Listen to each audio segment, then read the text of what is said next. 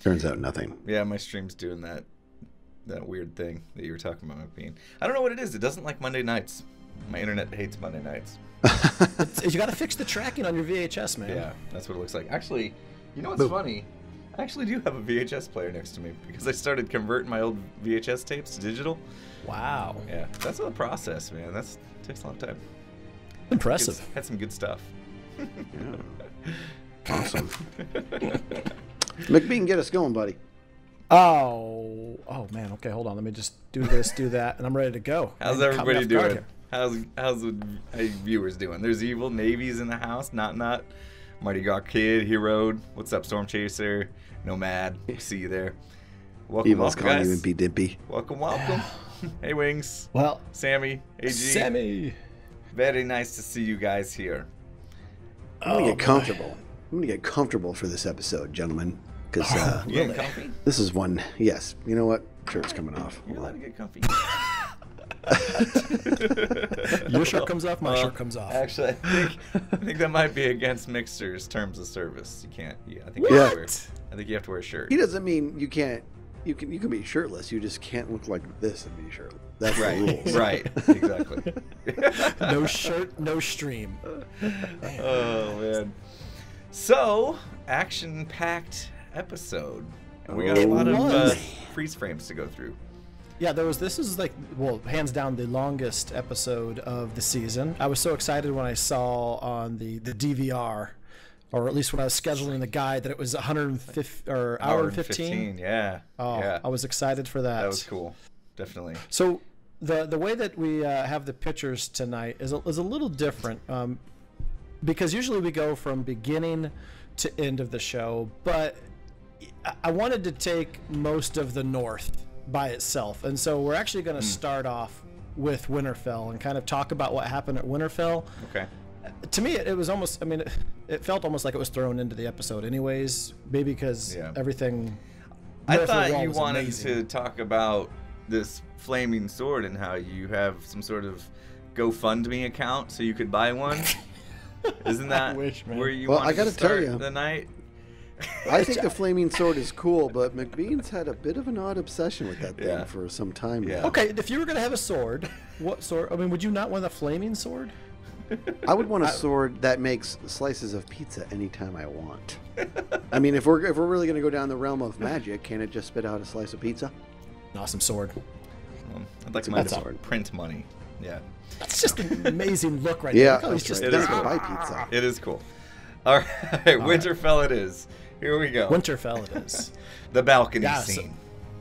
Yeah, the balcony scene, absolutely. This was, God, I mean, the storytelling I think is amazing. And here she is kind of looking down when, if you guys remember, even in season 1, episode 1, Ned was up there looking down at his kids. They were shooting arrows. It was a different story that she was talking about, but I mean, this is kind of this is part of the Stark family right here, being up there, looking down. And I really enjoyed how she talked about, you know, I know that I'm not supposed to do this, and Dad knew the lady's not supposed to do this, but he accepted me for who I am. Yep. You know. Yep. Well, she smiled, also the way the thing is, so Arya's showing a certain element of darkness right now, because that was a very touching story, and it was all very much by design, because she pulled Sansa into it just to wrap it up with, and you killed him. You know what I mean? Like that whole thing, like she made Sansa believe that the two of them were having a moment. She knew what she was doing. She made her believe they were having a moment, and then she was like, and the Lannisters killed him with your help.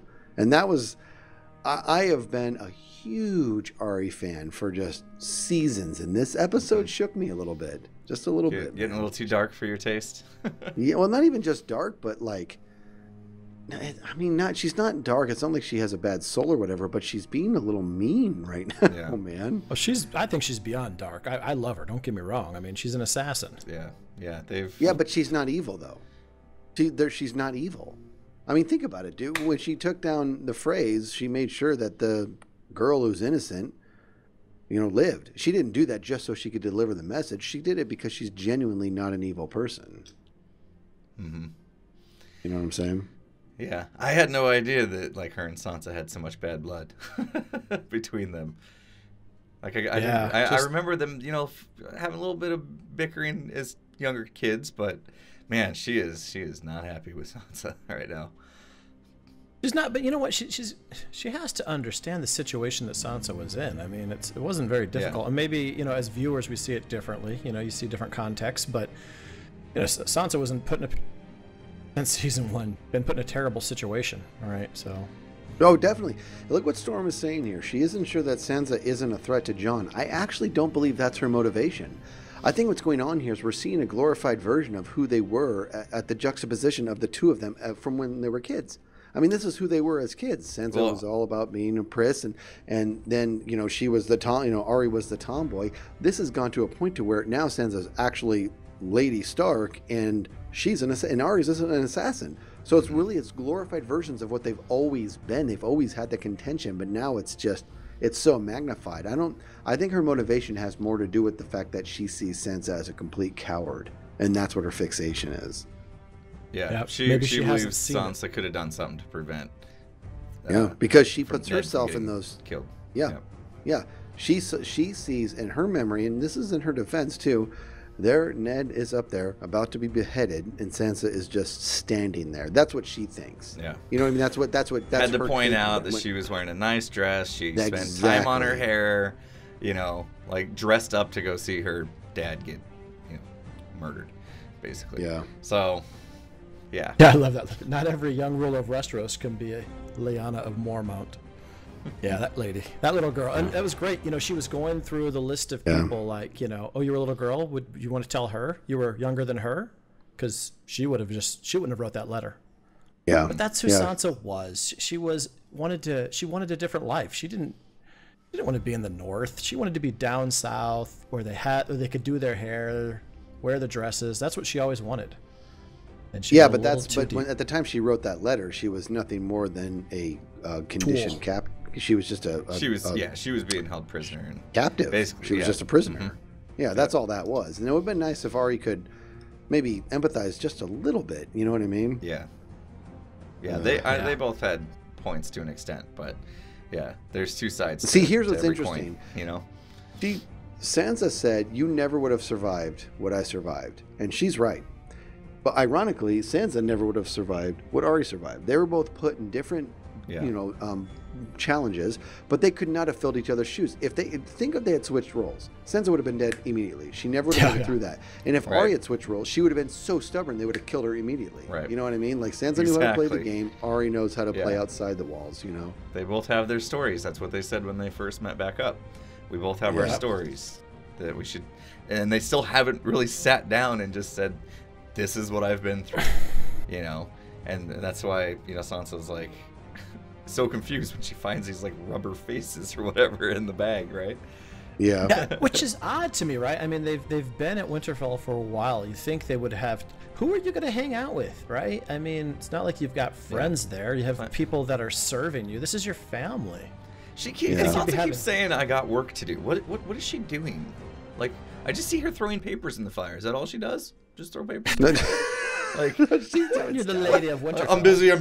I gotta throw these papers in this fire. Like, takes a long time to do that hair, buddy. She's got work. She's the lady of Winterfell. There's a lot going on.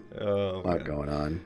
You know, look what Sam says there. I mean, the end of what Sam is saying is that Arya's got to remove that gigantic chip off her shoulder. That's a very astute observation. That she has a chip on her shoulder that is permanently attached. Mm-hmm. That only has a prayer of her breaking that off, and with age, she has to age.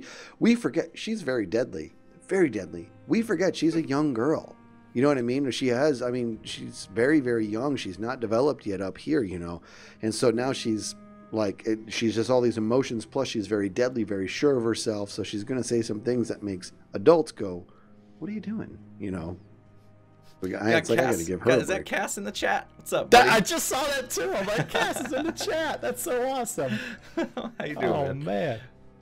Nice. So yeah, we get to this scene here, obviously, and when are they going to realize that Littlefinger is behind all of this? That was clever last episode, how he set Arya up like that, right? Like, I know we talked about it last week, but jeez. And he's still meddling like crazy. Come on. They got to wake up. What is so special? Brienne knows what's up. Like, I don't want to leave you here with Littlefinger, you know? And Sansa was like, you know, don't worry, I have guards that would gladly, you know, lock him up or kill him if they had to, you know? But why was she so adamant that Brienne go? That was confusing to me, actually. Like, I gotta be honest, I didn't quite follow that storyline. So it was interesting, right? That summons or whatever it was came, and she's reading it to Brienne, and I personally thought that it was a ploy by Littlefinger. Right? That maybe he had kind of written this letter and sent it up north to them to try to get rid of Brienne. Me too. Now, no, I thought that. I swear I thought that too. I'm like, I don't think that's a real invite. I think that's from. Yeah, what was it supposed to be an invite to? I don't know exactly, but the were they thing invited to come down and be part of the showing of the Walking Dead? You know, well, I know. In the trailer, in the preview for the next episode, Brienne and Pod are both there. Yeah. So that's why I was like, okay, maybe it wasn't, but I really thought that it was a ploy to just get her out of the picture. I did too. I really did. Yeah. Crazy. Oh man. Yeah. Speaking of, we were just talking about this. I'm behind on the pictures. So, yeah, here they are talking about it. And also, so this is the piece of paper she's throwing in the fire. I'm busy. You gotta leave. Yeah. So Dance's purpose, right? I think they already know. Bran wouldn't know. I think Bran would know. I think he would know what's happening here, the manipulation. You should be able to see Littlefinger's meddling, right? But maybe, I don't know. Yeah, I don't know why he wouldn't intervene.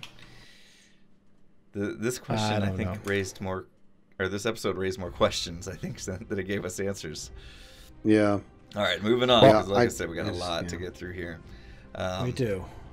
Tyrion and Dany. Man, she went off on him a little here. A few things brought up in this conversation. There was a little talk about Jon there that was kind of funny. Oh, dude. Right? It was so obvious, too, when she's like, I don't want you to be a hero. You know, heroes are foolish and get themselves killed. And she's like, Drogon or Drago. What's the dude's name I talked about last time that's gone now? Whatever. I keep forgetting his name too. And she's all, and then this Snow guy, he's all, come on. You know what I mean? He's like, he's too short for me. Yeah. Or too small. Too small. He's too small for me. He's too small. I'm like, what does that even mean? That was mean. And here's the thing, lady. You're not that much bigger than Tyrion. You ever seen them walk together? She's got maybe 7 inches on him, dude. She's actually really short. Yeah. I think it was just because she's like, Drago or whatever was such a big dude, And Jon compared to that dude guy was no joke. Yeah. But Sammy's got something interesting in there because she did not like the talk of secession, right? She didn't want to hear about that. She wanted to first get on the Iron Throne, and then they would figure it out. But he's got a great point. It's like, okay, yes, he does. Happens. What happens next? Who is it going to be? And that's a great question. Who is it going to be? But she was pretty accusatory. She's like, you've been thinking a lot about my death. It's like, don't do that. I'm not hoping you're gonna die. Stop doing that. He's just a forward-thinking dude, Yeah. Yep. And one thing I want to say about this scene that I really enjoyed is that there's been this elephant in the room, right? Ever since she burned the Tarleys, there's been this elephant in the room, and he doesn't know how to approach it. And he's trying. And Peter Dinklage just delivered this line because he's like, all rulers lose their temper. You've been known to do that. And she's like, when did I lose my temper? And he's all burning the Tarleys, for example. Like, he didn't know how else to bring it up. I wish we could actually watch that clip because he's all burning the Tarleys, for example. And she still claims she did what she had to do. Yeah, she did. But I guess the bigger thing here is you just kind of see that he's losing that power. She used to just go with whatever he said, and now she's questioning everything that he's telling her. You're right. However, I think that this has the potential to strengthen the relationship because she can disagree with him. They can have these fights, these arguments. The fact that she can argue with him and then still get in a private room and seek his counsel is actually a good sign. Yeah. In my eyes, you know what I mean? There's not this like, oh, you say things and I'll do it, or if I don't like it, I'll dismiss it. It's if I don't like it, I'm going to challenge you on it, you know. And they have this kind of a great dynamic between the two of them, man. Mm-hmm. Sometimes I don't even know who I agree with. She's got to have a thought in the back of her head though about this. Let's go to King's Landing and meet with your sister and your brother. I mean, yeah, of course. They're going to a place called the Dragon Pit. It just sounds like a trap. Yes, it does. Yep. It really does, dude. And we might be all blown away here about it, and that Tyrion's like knows what he's doing. At the end, him and Cersei are gonna like high five and do a secret handshake as they knew what they were doing all along. Oh man, no way. All right, I know. I don't know. This show's shocked me before. Whew, it's getting cold in here now. Getting cold in here. This walk was great. I loved how they like bounced between different people during this walk north of the wall, and just kind of showed them like establishing relationships, like hey, hi, my name is so and so. Let me tell you a little bit about myself. You know, you got a lot of that kind of going on here. People getting to know each other from different and they all took different paths to get here, which is really cool. Yeah.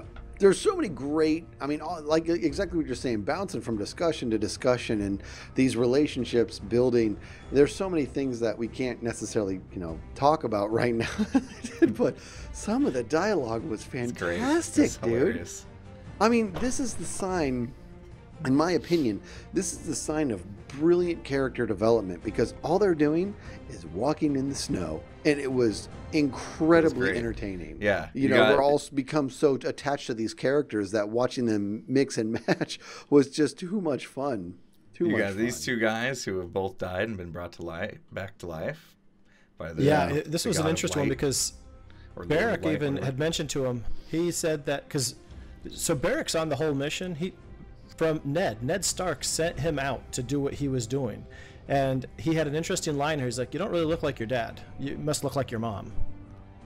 That was pretty cool. Of course, we know the parentage of Jon Snow now, but still, it was kind of cool that he could see that you don't really look like your dad there, buddy. Did he say you look like your mom? I don't remember that. You must have got your looks from your mom or something. Exactly. It wouldn't. Those might have not have been the words, but it was to that point. Dun dun dun. Yeah. You must favor your mother. You must favor your mother. Okay, very good. Thank you, AG. Good memory. Also on this though, you have you see it on like Twitter and stuff, the Magnificent Seven that kind of went north, and it's funny, I saw it on Twitter because I stayed off Twitter all day yesterday, all night. I didn't get back on until this morning, and it's funny that other people were talking about this, but you had the Magnificent Seven, and then you also had the red shirts, and I'm glad that people on Twitter also saw that. Now, do you guys know what a red shirt is? That's when you haven't quite made the football team, but you're allowed to stand on the sidelines. Impulse. Oh, you know what a red shirt is? No, but I know who you're gonna reference here. I don't know what the background is. Who? There's really no who. It's a Star Trek reference. Oh, jeez. Go ahead and nerd it up. The first to die. Yeah. It's the Expendables. It's the people that you barely see their face. You don't know their names. And when they die, that was what I kept doing, was every time somebody would go down, I was be like, is that somebody we care about? I couldn't really tell who that was. Okay, must not have been anybody we care about, Yeah. They're the people that you're not going to care when they die. Yeah, they do that. Exactly. The nameless, There were plenty of those guys, actually. Quick sidebar. This is for Skiz, because he's a huge Seth MacFarlane fan. Did you see he's got a new show coming out this fall? The Star Trek one? Yes. Yep. Yes. I'm going to watch it just to see if there's a red shirt. So if you see a guy in a red shirt, you know he's going to die, okay? They'll be that obvious. Yep. Next up, we got another great talk here. We got these two guys talking about, and I couldn't believe that John's just willing to give away Longclaw like this. I mean, it's a That's who John is, bro. Sword. How dare you be shocked? That's who he is. He could have given it to him earlier. Why give it to him now when you're up north? Buddy. No. This is who he is. And he even said, it's not right for me to have it. And that's what I dig about Jon, is that his loyalty is just to what's doing the right thing, not the comfortable or the easy thing, just doing the right thing, even when it sucks. This is, your father gave me this. I shouldn't have this, and it's yours. And they even, you see, it's been in your family for generations. Yes. Yeah. It belongs hundreds to of years. Your bloodline. You see, they changed the knob from a bear to a wolf. Yeah. Like it was even been modified to be he told Starkish. He's like, yeah, sorry, I changed this. sorry, it's a wolf, buddy. Sorry about that. You can get a bear on Amazon Prime. They've got Raven speed. I got bored one night and just started whittling. And next thing I know, I had a dire wolf on my handle. I was thinking about this though, guys. Prime. They can do 2-day delivery. You know, the drone will bring it right to us. In fact, you know what? Let's make a couple orders of Dragonglass. 2-day delivery. Give it to the Ravens, man. We'll be there in like 30 seconds. I know. Yeah, especially for this episode. I got a question for you guys though. So this is a Valyrian steel sword. Let's do some counting on our hand here. How many Valyrian steel swords exist? We've got this one right here, Longclaw. Right. Let me get into the old. There's one. What else do we have? Wasn't 2 made of Neds? Of ice, yes. We've got Widow's Wail and what's the other one called? The one that Brienne has. I can't remember the name of it, right? But we've got those. And then we have Oathkeeper? Sam's. Yes. That's hers. We have Sam's, which is Heartsbane. There's 4. Guys, I'm a little confused here. So there's 4, and we're not even going to count the little knife that Arya has. The Targaryens have ruled for thousands of years. How come they never had a Valyrian steel sword? And even if they had one, like the Mad King, you think that the Lannisters would have gotten it after they sacked King's Landing. I'm so confused why the Targaryens never had a Valyrian steel sword. Look what Sam's saying they did. It was called Blackfire. Was it? Where is it? Well, you know what I mean? All right, ready? Let's all have a moment with Skiz here. This is where I'm embarrassed. I've heard Valyrian steel over and over again. It's the coolest thing in the world. I love that name. Sounds amazing. I don't really understand the significance of it. Yeah. What is Valyrian steel? What ready, set, go? I believe it was the way that the metal was forged. It was an old Valyrian. Oh, they use dragon glass in it? It's like it's a process. It's not a type of I don't think they used dragon glass for it. So that one there is Valyrian steel? Yes. Okay, so here's the question. That, and we'll talk about it in a bit, that's what Jon used to take down that White Walker. How come it killed the White Walker? I thought it had to be dragon glass. Let's see here. So, Valyrian steel, invented in Valyria, and it's used to make weapons and various other items. Magic and spells play a role in its forging, which makes the steel special and give it magical characteristics. Is that Wikipedia or is it? That is not Wikipedia. It is Westeros.org. But yeah, so did Jon did they not have enough time to like take all that dragon glass they were mining and actually make it into weapons? Is that why all that dragon glass that he was gathering is not? Well, yeah. Remember he got the Raven from Bran, and he's like, "We got to go now. I got to go now." I mean, it's got to take time to turn that stuff into weapons, right? You don't need. Here's the other thing. Why do you need so much? Why do you need so much dragon glass? You don't need it for like the regular zombie-ish people. You need it just for the White Walkers, is what I'm seeing.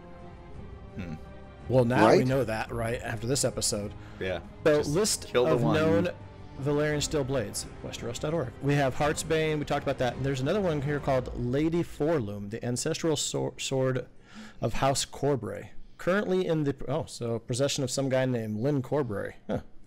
Longclaw Nightfall. There's actually probably about 8 of them here. What's that movies? But yeah, I don't know what happened to Blackfire. Who knows? It's gone. Yep, no idea. The sword's current whereabouts are unknown. Oh well. Moving on. Okay, I gotta remember what they're talking about. Jon and Tormund here. They were talking about the queen, right? He's this is a great talk. He started talking about you know what? We had a king beyond the wall. Remember him? His pride got a lot of people killed. Yep. Oh yeah, because Jon was saying something about bending the knee. You've been spending too much time with free folk. Now you can't. You don't want to bend the knee. Yeah. Yeah, this dude is awesome. I mean, I love the friendship that's developed between the two of these guys right here, man. And it was just so blunt. It wasn't some 10-minute conversation. He was just like, yeah, pride gets other people killed. You know what I mean? Yeah. Maybe it's not just about your pride. Yeah. Pride gets other people killed. And they just left it at that. Yep. And then after all the conversations happened, this happened. Oh, man. Crazy looking biscuit. Polar bear thingy. Oh, yeah, man. That definitely easy case of rabies. And I got to tell you, so I watched this episode twice, and both times this scene made me jump out of my skin. Both times. I knew it was coming, and I was like, ah! Like, both times it freaked me out, man. The thing that got me the most in this scene was the Hound freezing up. Yeah. It was the fire. It's fire again, right? And he just froze up, and bad things happened because of that. So, and you could just kind of see it in his eyes. He's doing a great job of portraying his emotions, by the way, but you could just see it in his eyes. Like, I need to help, but I just am paralyzed right now, you know? Yeah, Evil Notion's got it. This is not the first time we've seen PTSD in this series. Theon, the Hound. Yep, very good. Yep. Yeah, that was... And it's hard because the Hound is always... The Hound's character has just changed so much. It's gone on this like evolution, and it's been so much fun. In the beginning, he was just an evil, shallow, awful person. You know what I mean? And then you learn that there's this backstory to him that might explain how he is. And then he becomes relatively endearing. Now he's this endearing character who is still very dangerous, who you see struggles with this PTSD. You don't even know who you're rooting for anymore. Yeah. You just want, you want him to be okay. You want him to like break out and come through, you know, and he can't. When it's fire, it just shuts him down, man. Yep. This was the first scene where we saw both swords light up. Okay, let me just go back to how cool that was. Okay, can we just go back to... Here we go. No, so I've wondered this for this entire kind of adaptation, because then they talked about this in this episode as well.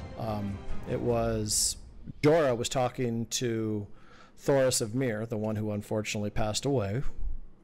But he was talking to him about when he was the first one to kind of break the line when the Greyjoys had their rebellion, and he crossed over with his flaming sword. And so I always wondered, is he going to have a flaming sword? I thought he gave it to Beric Dondarrion, but apparently not. They both have flaming swords.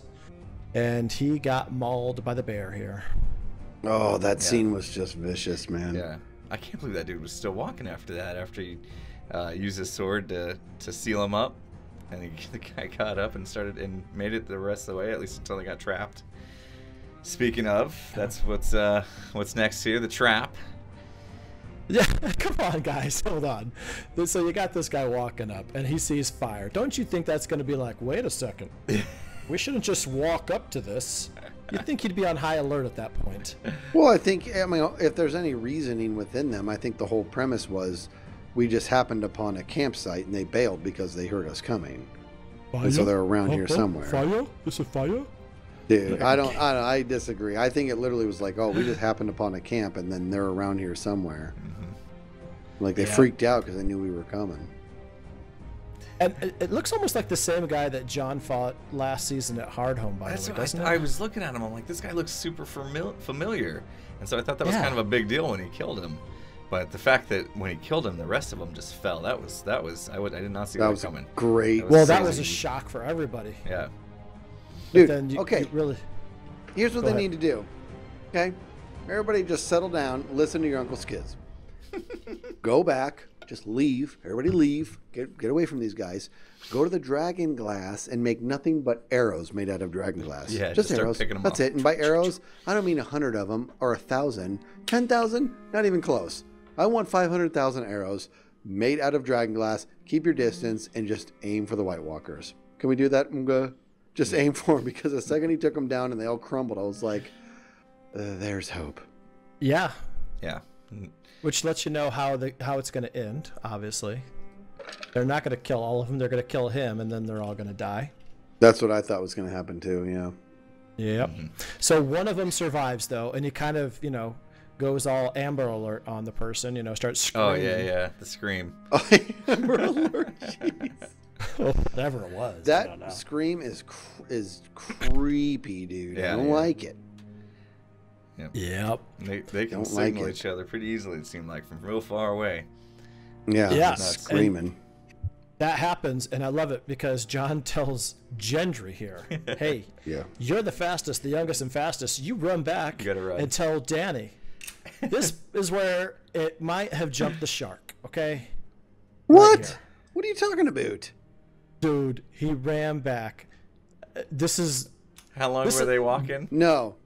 Yeah, okay, Raven's speed is fast, but this was even faster than Raven's speed. You lock it up. How long were they walking? Let's go to Impulse's question. How long were they walking? Good question. I don't know. Okay. You can't tell, but... Maybe 2 days? A few days, maybe you think. We'll say 2 days, right? We'll say 2 days. He ran and he ran. Dude, they were on that rock all night. It was daytime, went to nighttime, came back to daytime. He just ran through the night, dude. I actually thought they got that pretty well. Don't put your finger in my ear so you can't hear me. I think they actually got that pretty well. Wait, what did you say? I think they actually did that pretty well. I really do. He just ran and ran and ran. Before that happened, I was getting a kick out of the fact that he took his hammer from him. It's like, you'll run faster without this. I know. Give me this. He just takes his hammer. Take this. I'm taking this. And you could tell he didn't want to. He didn't want to give it up, and then he gave it up, and he ran, and he was just like. And he just went for days, dude. It was impressive, man. I guess so. But it's good running by Skiz there. Jeez. So you get it done, dude. Oh man. I don't know. I'm the biggest fan of this show. Whoa. It just seemed a little weird to me.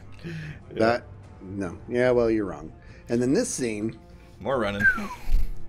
Wow. Oh. Yeah. Here it comes. It's like, kudos on running, but what's the point? I didn't understand it. I thought to myself, why aren't they running with Gendry? Why not just run back to the wall? Why are you going to run onto some ice, like a lake? Because they were never, ever going to outrun this entire crew. They weren't going to outrun them. So it was never going to happen. What are you going to do? Run for a full day all the way back? They're white walkers, not white runners.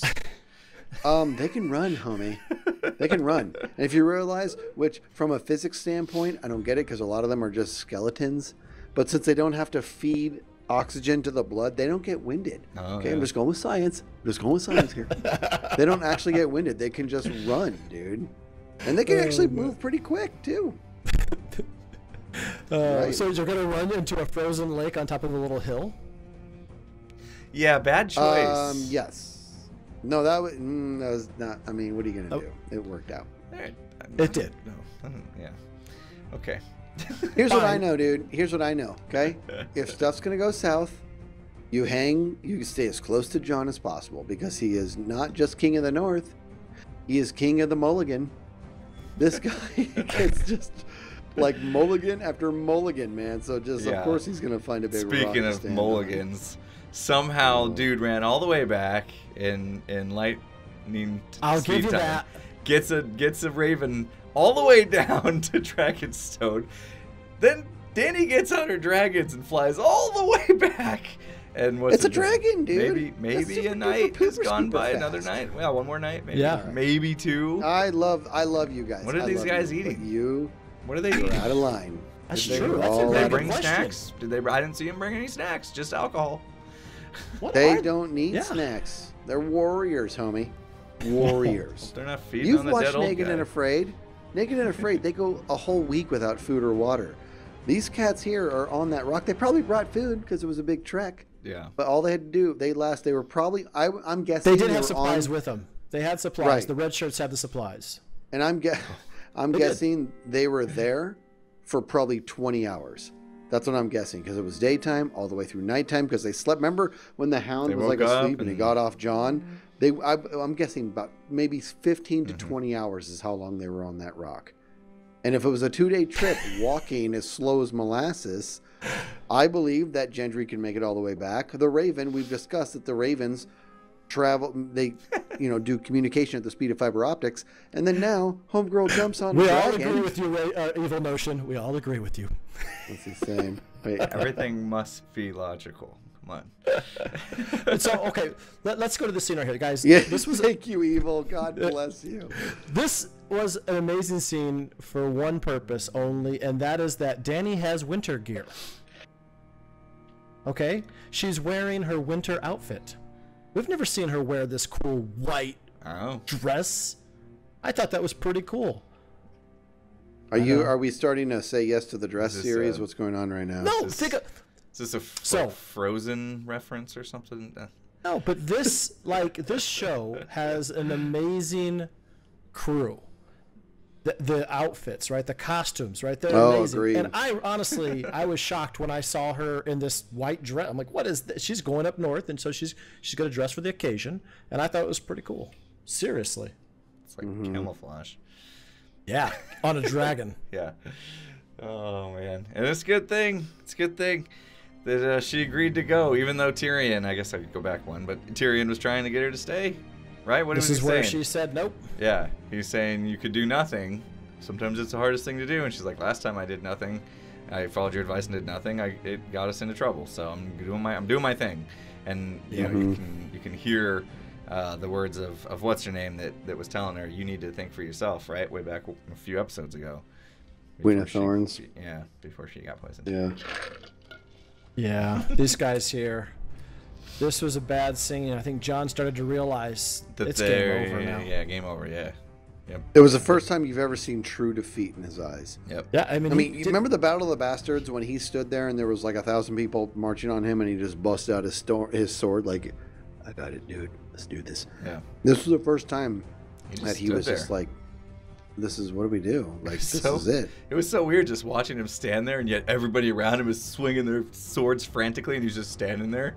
Like, yeah, and he would even bump into people, right? He bumped into a few of them, kind of looked them in the eye, and kind of like, there was a look of defeat, I thought. Yeah, there was. Full on. The first look of defeat we've seen. But I mean, hey, the fire sword's still working. Yeah. That's all that held him off for a while. Definitely held him off for a while. So just when you think we are in the muck, this is it. Just when you know that, like I said, the first time you've seen defeat on his eyes, impulse, bam, what happens? Fire-breathing dragons. Fire-breathing dragons, who, by the way, have like sniper-like accuracy. Yeah, that was pretty stellar. Actually, yeah, the heat coming off those flames would have been enough to kill everybody. John should not have any hair left on his head after that. Flame just went shooting right over. And that would have been great comedic relief if he was like this and he gets up and he's just bald, no eyebrows or anything. Oh man, you know what? I hate to do this, but we have to go back a second. What the heck was the Hound thinking, throwing rocks at these guys? Oh my God! Thank you, thank you. Yes. Thank you. I totally forgot about that. So yeah, hold on.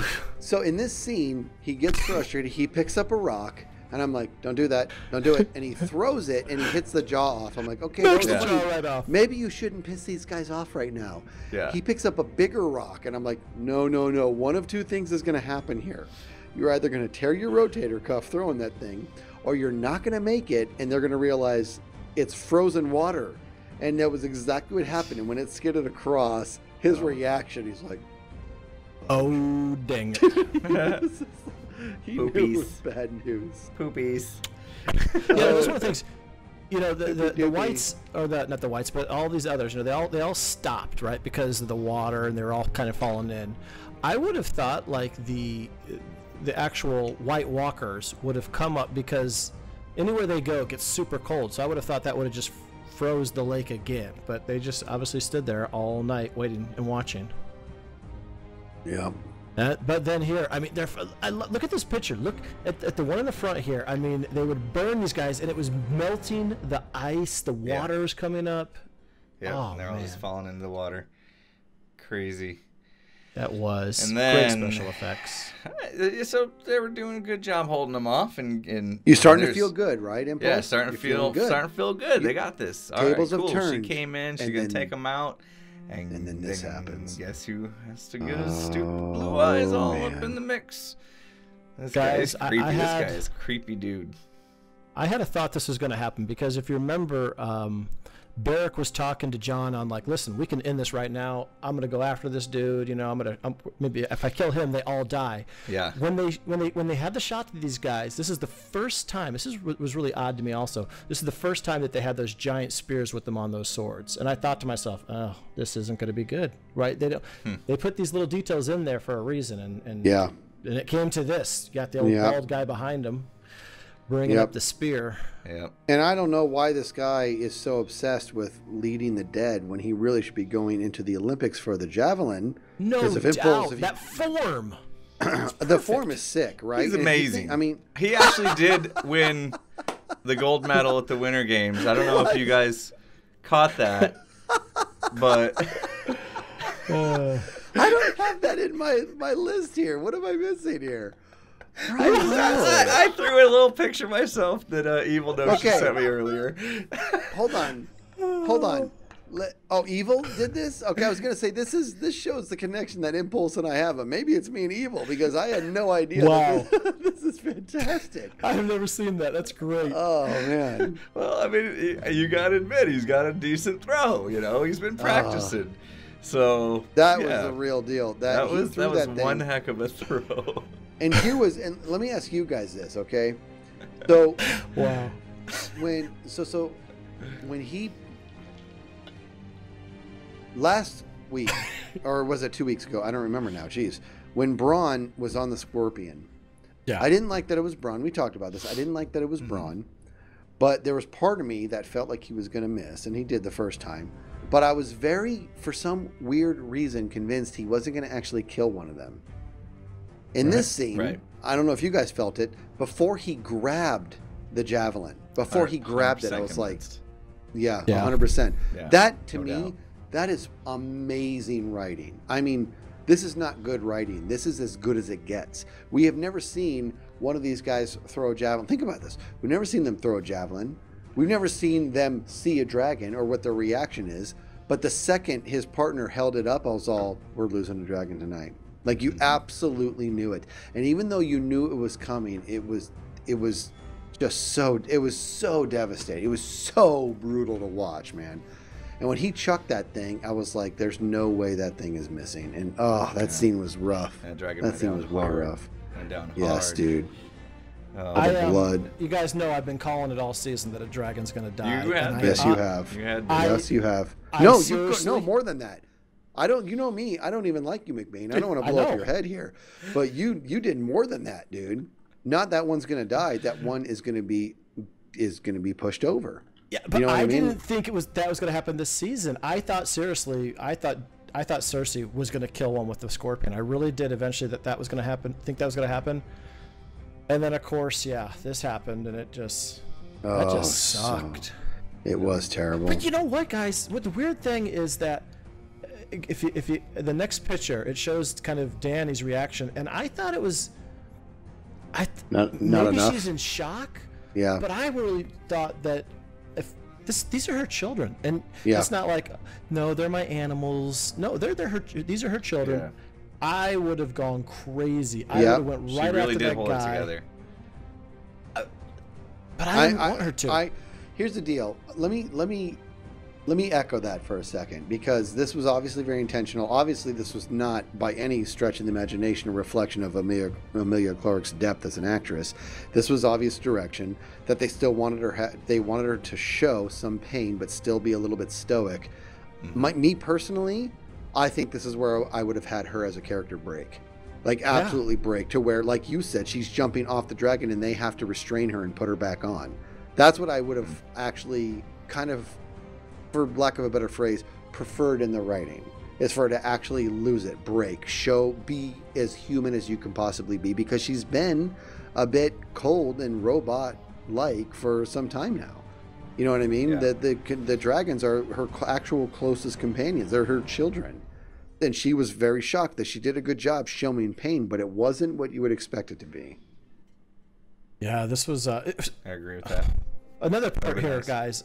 So all the people, they're loading up onto the dragon. Seriously, though, what was Jon doing? By the way, I really do like Mkbean, just so we're clear. I got Yeah, whatever. Jerk. What was he doing? There was no need for him to be out there doing that. Wait, which part? What are you talking about? He just kept fighting John. for no reason. Okay. I didn't get that either. Okay, you know what? I was actually hoping you would make me feel better about this scene because I felt the same way. And I was like, "What? Can you jump on the dragon and bounce, please?" Yeah, just get but out, I think man. that the enemy was too close. He felt like he had to keeping them away from them a little or more, so the dragon had room to take off or something. I don't know. Something. He could have just backed off, and the dragon could have gotten rid of him for him. The dragon. Yeah, that was not a smart That was move. a little weird. Agreed. Luckily for John, somebody you never saw coming, I'm sure, came to the rescue. Okay, King of the Mulligans again. King of the Mulligans. I was like, exactly. For me, I was like, who's that guy? Like, I was like, is this Uncle? You know, is Uncle from like 3 seasons ago? I'm like, what are we dealing with here? Okay, Uncle Benjen. So I don't understand what's happening. He's just been out there for 3 years by himself? No, so he went out on his ranging mission. I mean, he was in season 1, episode 1, and then he went back up to the wall. And we didn't see him again until I think it was actually last season is when we saw him with Bran. He saved Bran and Mira. That's right. That's when he had the swinging torch. I didn't remember that. Exactly. And it's like, it's a combination of a character, I believe, from the books too, though, because there's a character in the books called what's his name, Stone Hands or something like that, or that they're kind of making him play into. But it's like, I don't know. Mkbean, come on, why you got saved twice. Why won't he go back to the wall? Cold hands. Cold hands. Yeah. So he is. He can't go behind the wall either because he was. I guess if I remember correctly, he was also touched by a white, one of the White Walkers. So he's just like partial White Walker. Yeah, I think one of the children of the forest, those little people, they actually stopped it. I thought somehow. Oh, okay. Before it fully interesting. So he's like a partial White Walker. Okay, super dupe. That's why I was wondering. I thought maybe his face looked like that just because he's been out there in the north north of the wall for that long. Right. Like that he started blending in. Yeah. Yeah, that's what I thought too. Okay, so he's partial White Walker. Okay, got it. Yeah, so it just how many times can John get saved? I mean, come on. That's what King of the Mulligans, dude. King of the Mulligans. When they get John back and they're taking off his jacket, you hear like the ice just cracking. It's like a sheet of ice as they're pulling it off him. Because he was in the water. I mean, hypothermia. First off, he survives, I guess. Dude, Impulse knows me. I don't do well in cold water. No. We did the Tough Mudder, and I had to jump into that big vat of ice water, and I was like instantly like. We almost lost a Skizzleman that day. Oh, man, it was bad news. That's true. He has already died, so now he's just. Yep. Well, they got the dead man back to the boat. Yeah. And unfortunately, Hound had to part ways with his new buddy. I know. Yeah, I love that friendship, and I loved when he was talking about Brienne, and Hound's like, "Yeah, we've met." Yeah, we didn't talk about that, but that was the best part of the episode, in my opinion. The Hound and Tormund talking about Brienne. Yeah, that was the best. Draconis has the quote that we can't read. There it is. That's perfect. We can read it though. Oh, you can, yeah. Well, not with her. Yeah, I love it. But I see the way she looks at me. Oh. Yeah. Like she wants to carve you up and eat your liver. He's like, you do know. That was great. Yeah, that was one of the best lines. And they even had a little funny one here, too, because he said something about seeing him again, and the Hound was like, I really hope not. No, I hope not. I don't want to have Can we not do this anymore? Yeah, let's okay. They're not at Castle Black. They're at Eastwatch. Yeah. Yeah, this was just on the south side of the Eastwatch wall, right? Yep, exactly. So, and now did Beric, did he stay up north too? I don't remember. So you got Tormund there, but did Beric? I don't remember. I think he might have stayed too, just to help with the fight. We'll see. I don't remember seeing him in the trailer. I don't remember seeing him. We'll get to the trailer here soon. Yeah. But this scene, man, woo, steamy. Good thing, because John was probably still pretty cold. A lot of interesting stuff there in this one. The first thing I thought of was, since he had his shirt off, now Dany can actually see that he's got that scar across his heart. Yep. So now she knows there is something probably to that story, right? So I'm sure she's going to inquire about that soon, now that she's seen it with her own eyes. But hold on, man, a lot of other stuff, of course, happened here. But this was great, though. First off, he opens his eyes and immediately he apologizes. Yeah. Yep. I didn't think that was going to happen, and I thought that was really, really well done. Beep, boop, bop, boop, bop. That's exactly what I thought. Like, it's really good of him to understand that relationship she had with the dragons. Only Jon could go through a near-death experience, wake up and go, "I'm so sorry." Yeah. You know what I mean? Well, he needed to apologize for being an idiot. Yeah. His fault. Why was he an idiot? Because he was taking too long. He should have just jumped on with the others. Yeah, but I don't think that would have changed anybody. I don't think he felt, when he said "I'm sorry," I don't think he was on. It was not his fault. I know. Yeah. I don't think he should have said it was my fault. Maybe she wasn't staring at the scar's wings. Maybe she was looking at him like, maybe he is big enough for me. Because she did kind of have that look in her eyes too, didn't she? Maybe, dude. Maybe the cover, like the sheet. It was cold. I was talking about his muscles. Jeez, Evil. Talking about his muscles. This Mr. Spectacular on the bed there. Look at Evil, PG-13. All right, you leave it. Evil just crossed out himself. I know, that's great. He offered to bend the knee too, which was great. Yeah, and that was, even though there was like, when he called her Dany, I was like, and she was second, she was like, "Nobody's called me Dany." I'm like, this is where he says, "How about Queen?" And this is awesome. He's actually making the move. But it made perfect sense, because the whole time he's like, "I don't know you." I mean, essentially, I have no idea what you're worth. And then she just proved who she was. And that's always like, yeah, I can absolutely bend the knee to you. Yeah. Oh, what a great scene. And then I got to tell you, I was 100% convinced, 100% sign, that she was going to kiss him. I but then so she too. didn't. There was a lot of hand holding. There was a lot of hand touching. And he's obviously smitten with her, because she's like, "Get some rest," and immediately he goes, "Okay." Closes his eyes. Dude, and it was a little weird. It was a little weird. She's like, "Get some rest." He's all, to be able to, yes, I agree. She's like, "Dude, yes. What? You need to get some sleep." Okay. That was so weird, man. I watched it a couple times, like, what? He immediately like farts in his sleep. She's like, "I'm gonna go." Just destroy the mood. Oh man.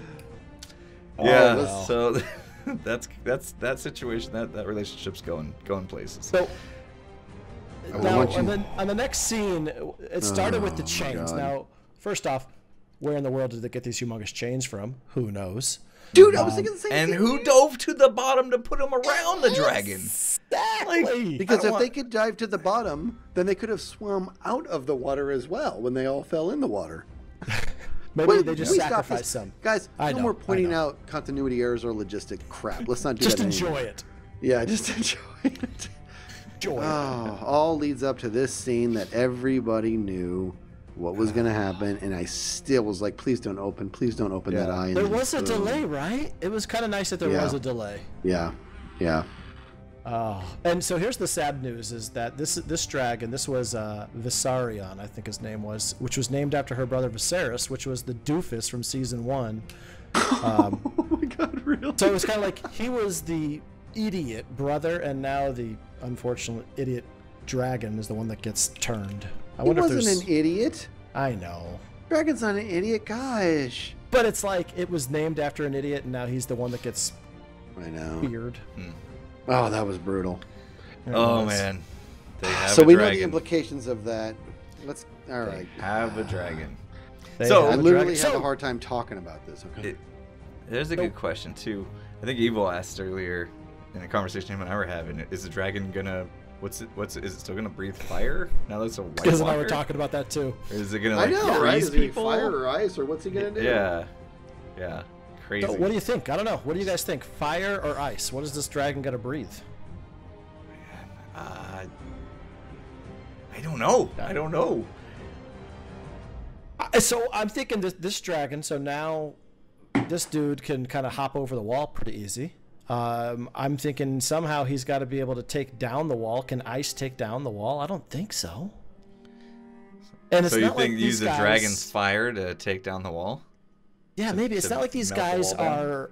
They're not afraid of fire. I mean, he walked over fire to do, you know, to do what he needed to do to get that second shot with the spear. So they're not afraid of fire. At least the whites aren't. The White Walkers. The wall's got to come down. I don't know if it comes down at the end of the next episode, but next year it definitely comes down next season. Guys, there's only one episode left. Craziness.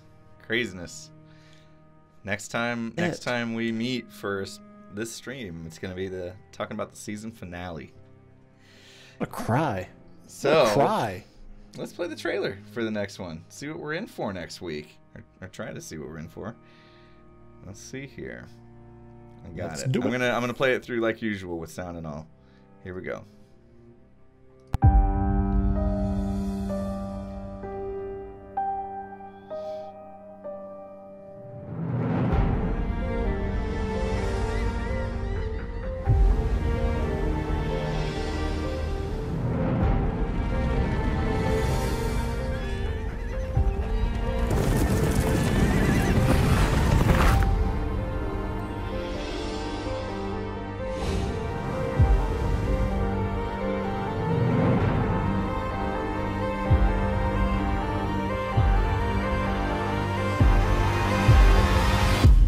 There is only one war that matters, and it is here.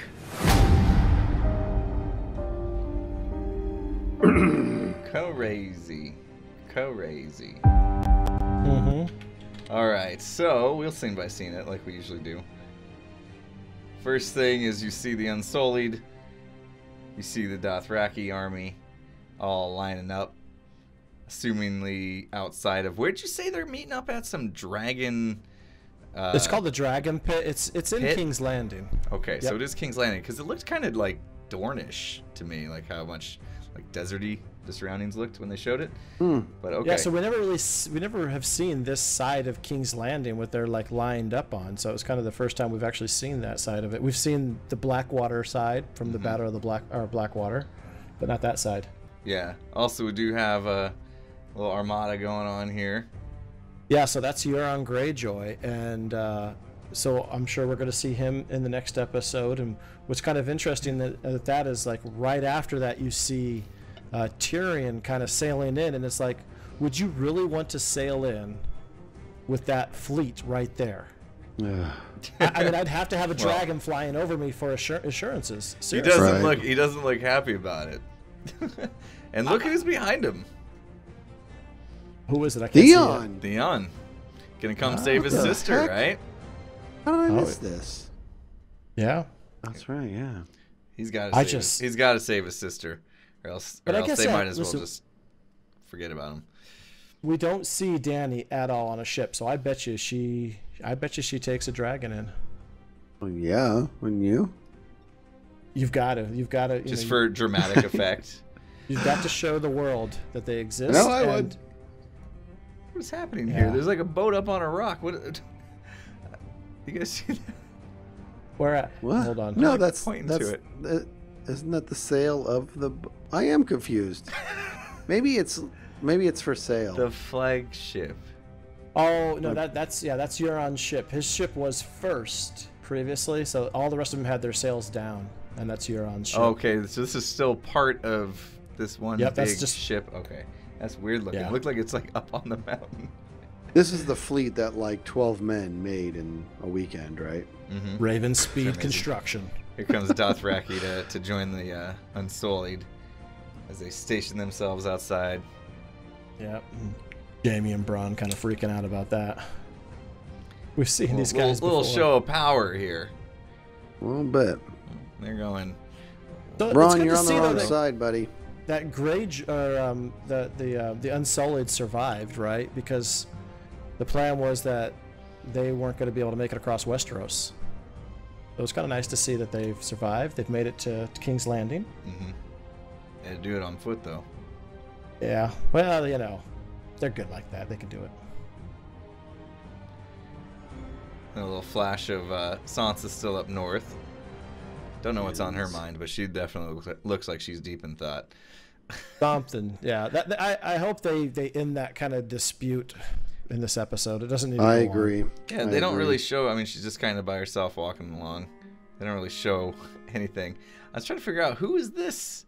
Who is this getting off the boat about to fall down? It looks like Theon. I thought it was Theon too. Yeah. He just kind of like falls. But I don't understand. Oh. Again, did he like fall in the water and have to swim back or something? Like what is? I don't know. Maybe he's just tying his shoe. Maybe we're looking too much into it. Yeah, so this is, I don't know why this scene definitely made me feel like it was like somewhere else, like in Dorne or something, because there's so much just like desert sand but okay, this is the dragon pit. This place is wrecked. It is. It used to hold obviously a dragon, and well, that didn't work very well. It hasn't been used in a long time. So the meeting's gonna happen. Here they come. Wow, look at this entourage. Jeez, John, don't travel alone, do you? No. It's like, John, you're down south. I mean, you could take a jacket off, bro. Right? It's gotta be hot. Stop trying to look all swole, bro. I know. Look, okay, so who do we have here, though? We've got Tyrion, we've got some Dothraki, we've got Davos, we've got Brienne. Oh, Brienne's back there too, yeah. Podrick, Pod's there. You get Theon in the back. Where's Dany? Some Dothraki. Still not seeing Dany. I'm thinking she's flying in. Yeah, she's got to make a grand entrance and be fashionably late, right? Oh, absolutely. You can't be the first queen there. You got to be the last queen. Maybe she sends them in just to like feel it out, see if they think it's a trap of some sort, right? Before she makes her entrance. Yeah, true. Could be. Yep. You know, and then they send a Raven real quick because it'll be like 2 seconds. Yeah. Nice new outfit she's wearing. Or they could use their new undead guy to send messages too. That noise travels fast. You know, I just thought of something. So they're bringing the undead dude, right? Cersei's gonna see this guy and be like, you want to look behind me? I got an undead zombie called the Mountain. Why should I care about this one? Yeah. That's a good point, actually. And was the Hound there? The Hound was there, wasn't he? Ooh. There's always been this rumor of Clegane Bowl, right, where the Hound and the Mountain would fight. I didn't see him. I didn't see him either. I didn't see him in the entourage. I don't think he's there. Maybe he's riding shotgun on the dragon. No, I'm kidding. Ooh. Well, he was bringing the undead in the boat, so he was the last keeper of that guy, and so if they're gonna bring him there, he's gotta come. That would be cool to see that. And, it would. And John finally says, "Look, you guys got to stop this little petty fight over the throne. We're all gonna die if we don't team up and go after the real battle because the war's already begun." Yeah. Let's be honest. John isn't the best salesman. I think he's failed every single time initially. Thankfully, Davos is there because he seems to be the closer. Yeah. Because that's his weapon. Yeah. Oh man. Season finale. 6 days. 6 more days, guys. Wow. And then Mkbean, how long until? I think they said it's going to be like a year and a half. A year and a half? It's going to be a long time. How do I even maintain interest? I do it over and over again. Yeah. I know. Yep. It's so long in between seasons. This is like that girl that breaks up with you, and then you get over her, and a year later she wants to get back together, and you're like, no, I'm better than that, and then you give in.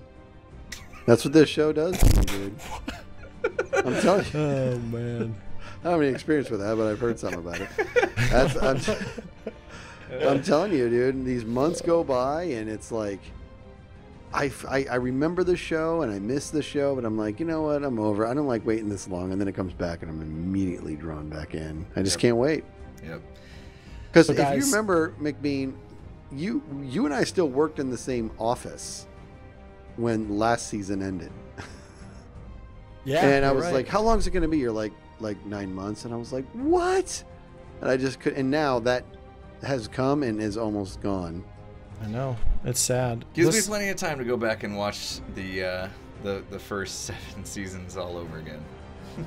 Yeah. I tell you what, it's just watch the pilot episode. That was, I mean, because it was filmed so much before episode like 2 through 10 was filmed. Everybody is so young in that, and it's just, even Jaime looks way different. He's got like this kind of hair that is a little long, if you will. It's kind of wavy in a way. I don't know, just, so guys, this episode here, it was 71 minutes. The season finale, 81 minutes. Ooh. That's almost a feature-length movie, hour and a half. Wow. Look what Psycho Reactive That's an hour is saying. and 21 minutes, guys. We're going to have to wait a long time, but 6 episodes, they're going to be 2 to 3 hours each. That would be great. I wonder if there's going to be any fighting, though. I mean, this looks like the season finale. It doesn't look like there's going to be much fighting. Doesn't look like it's... Well, no, it didn't. Actually, that's a good point. Maybe they're trying to hide it. How could the season finale be a conversation? That's what I'm saying. I think they're hiding a lot right here. Yeah, I think they're hiding stuff. Somebody's going to die. Somebody big's going to die, right? How awesome would it be Somebody's gonna die, if the last episode was actually like 2 minutes long? And they're like, will you join us? And Cersei's all, okay. And the credits roll. Sounds good. Everybody hugs it out. Right. Yeah. Worst episode ever.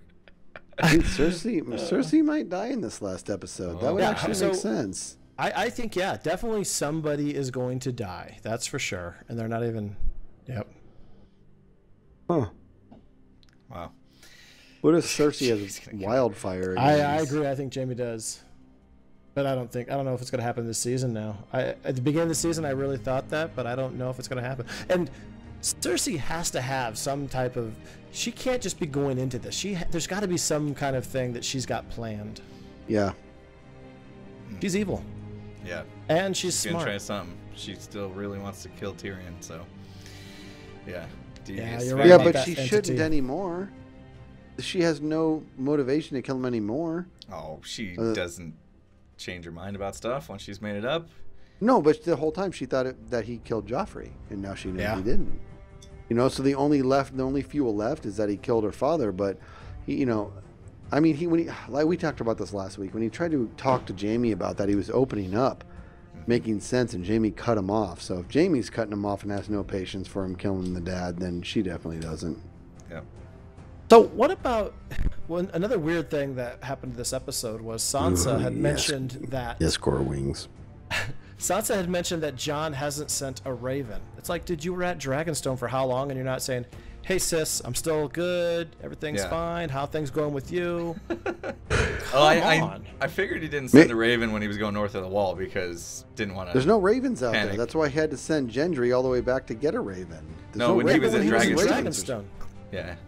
Yeah, when he was at Dragonstone, he had plenty of time to like send a note back saying, good news, she's letting me harvest the glass. Yeah.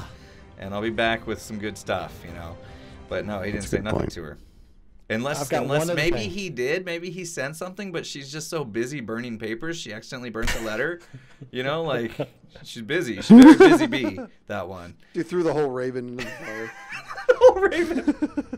Oh, jeez. That got dark. Oh, jeez. Who wants some chicken? Hey, you know, one thing that's really makes me sad, this whole season, we haven't seen Ghost at all. Oh, yeah. That's Jon's, right? Yeah, we haven't seen Jon's direwolf at all. And it's like, he would have been perfect up there north of the wall. He would have seen him just around Winterfell. We haven't seen Ghost. What happened to Ghost? What's going on? He's taking a break. He's part of the union. They're on strike. He's taking a really big poop. Early on, they had talked about that it was expensive, you know, because these direwolves, they've got a lot of CG in them, and well, so do the dragons. So, you know, come on, man, bring Ghost back. Yeah, just because we miss him. I didn't recognize the other face either. It was the first one she pulled out, right? Out of the bag. That Sansa pulled out of the bag. I don't know who it was. I didn't know who the other face was. Was the other one what's his name? Walder Frey? Yeah. One of them was. Yeah. Which, you could pretty easily tell. But the first one she pulled out didn't get a good enough glance at that. Or it could have just been random. I don't know. I don't either. Anyway, it's gonna be a long 6 days waiting for this, and then as soon as it's over, I'm gonna be sad. I know. It's always bittersweet when these end. But just think about it. It won't be as bad as when it ends next season, because then it's bitter officially done. Yeah.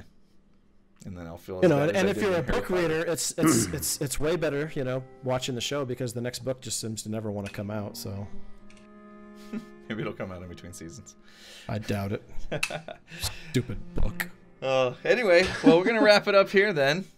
Thanks for joining us, everybody. It's always a good time talking about Game of Thrones. And thanks again, Mkbean, for providing the pictures. A lot of them. You do a great job with that, Mkbean. I still pride. Great job providing those pictures, Ben. I still like this one the best, and that's the one that. That was great. Which was that? There's no way that people aren't going to believe that you and I were in cahoots and I set that up. That was So I have a question. Skiz had no idea.